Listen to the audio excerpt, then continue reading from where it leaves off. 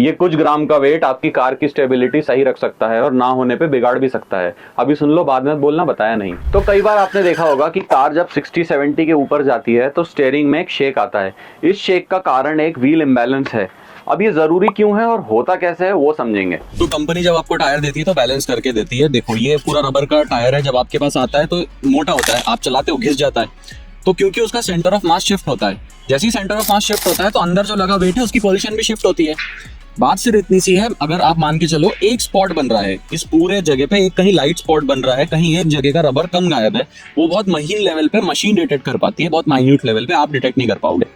तो क्या होता है, जब एक लेवल पे होगा ना कहीं एक पॉइंट पे, तो आपका टायर ऊपर नीचे वाइब्रेट करेगा, जिसको व्हील हॉप बोलते हैं।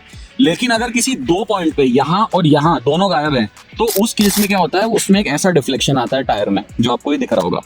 तो ऐसे केसेस में हम क्या करते हैं, ये वैसी ही बात है कि जैसे वॉशिंग मशीन में जब आपने कपड़ा गीला करके ड्रायर में डाला, तो कई बार ऐसा होता है कि ड्रायर में वो सही नहीं बैठता और हिलने लगता है। तो आप क्या करते हो, कपड़े से उसका centre of mass weight shift करते हो, थोड़ी देर बाद वो ड्रायर चलने लगता है।